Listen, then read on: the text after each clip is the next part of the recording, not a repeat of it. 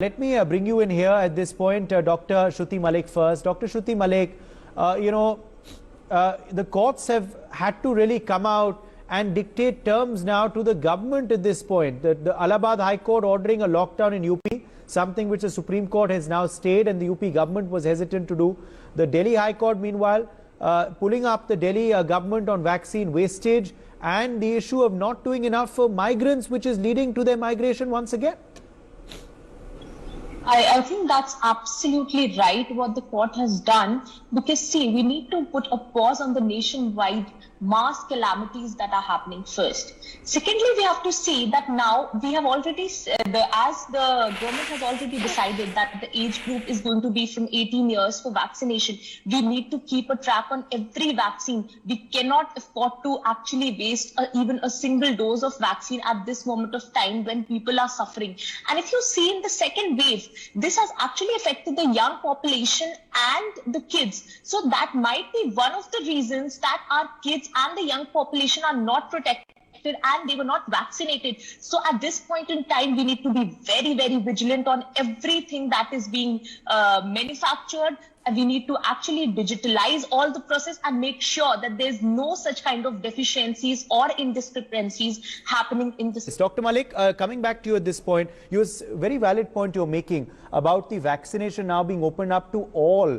Do you also believe that the SOPs will really need to be put in place for this to ensure that there is no burden on the system? Because already we are seeing vaccine shortage in certain parts of the country. If we open it up to a larger demographic, then obviously we need to ensure that we have enough capacity to cater to that increased demographic or increased load on the system and hospitals. You very rightly said, because one thing we need to actually first focus and plan it, as we need to first see that what is the right way to actually distribute the vaccine. If I will obviously not comment on the government, because I know it's hard time for everyone, but things need to be actually planned before, because after all, this situation has never come ever in our life, and so we need to properly plan and channelize everything so that we can actually deliver best to the public. Everybody is in a state of shock, in a state of dilemma. People are actually losing their family members, and every day, see, as we changed our SOPs and guidelines according to the first wave, as we changed our treatment plan according to the first wave, according to the first strain that was there, in the same way we need to change our protocols and actually make up our SOPs to actually channelize things in a much better way, and so that people do not have trouble. Dr. Shruti Malik, a question, of course, that our viewer there has, he's concerned about side effects of the vaccine, blood clotting, etc. Should he take the vaccine? He's not had it as yet. See, there are very rare cases that have come up, but this vaccine is absolutely safe. If we talk about the side effects, there are just mild fever, body ache. People are complaining of slight pain in the arm where they got their intramuscular injections done. But there are no anaphylactic reactions that have happened up till now. So he is completely safe to take the vaccine. Okay. Srinivas is joining us now from Bangalore. Srinivas, go ahead. Good evening. Doctor, I had a question. My wife is allergic to penicillin. So can she take the vaccination? She's allergic to penicillin? Yes. Okay. Dr. Malik, a viewer has a question. His wife is allergic to penicillin. Can she take the vaccine? Yeah, that's absolutely okay. She can definitely take the vaccine. There's no issue with that. Okay, no issue. Mohammed Niaz is calling in from Cochin. Mohammed, go ahead.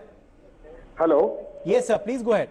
Yeah, my name is Mohammed Niaz. In fact, I'm an autoimmune patient with RA factor above 400 under administering methotrexate. Can I take vaccine? Just repeat, please. I'm an autoimmune patient. You're an orthopedic patient? Autoimmune. Autoimmune, okay. Okay, with RA factor above 400. Okay. And I'm administering methotrexate. Okay.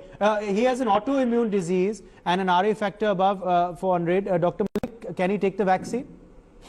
Yes, he can. Get in another viewer joining us now. Padma Swaminathan calling in from Hyderabad. Please go ahead.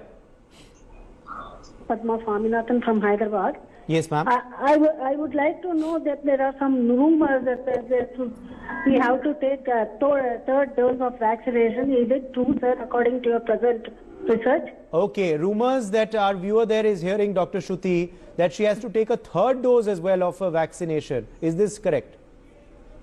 See, as of now, there has been no data that has come up that they need to take a third booster dose. We will just follow the guidelines as been given by the manufacturer for the 2 doses as of now for both Covaxin and Covishield. The only thing is that we have just increased the time interval because we are seeing that the efficacy of vaccine is more in cases of Covishield if we increase the time gap to around 2.5 to 3 months. Okay. That's about 6 to 8 weeks. Yeah. So as of now, no third dose, just 2 doses. Roshni calling in from Delhi. Roshni, go ahead. I have a question for Dr. Malik. My husband is highly allergic to tinidazole as well as aspirin and any kind of painkiller. Can he go in for the vaccine? Okay, her husband is allergic to any kind of painkiller, aspirin, citazole. Can he have the vaccine, Dr. Malik? Yes, yes. But I would always suggest everyone, whoever is going for a vaccine, should go in a proper center so that they can administer it for next 30 minutes. See, any reaction that happens for the first 30 minutes that we call as an anaphylactic reaction. So there might be people who might be little sensitive to it, though there are not so many cases that have come up. But it is always better if you get it done under a medical a place where there's a proper setup for vaccine and you do not get it done in small centers. Okay, let me get in another viewer now. Hriday calling in from Delhi. Hriday, go ahead. The question is, people are totally in the dark as to what medicine one should take if one has mild symptoms of corona. Apart from Crocin for reducing the temperature, what are the other medicines which are available in the market which one should take at home? Okay. Our viewer has a question. If someone does test COVID positive, but they have very mild symptoms, then apart from Crocin for fever, what else can they take? What other medicines can they take, Dr. Malik? For fever, they can take Dolo 650, that is paracetamol. The only paracetamol we suggest in the few initial days because we don't want to curb the fever every time. We need to see this virus, we have to understand that for the initial 4 or 5 days, it's going to be very, very mild.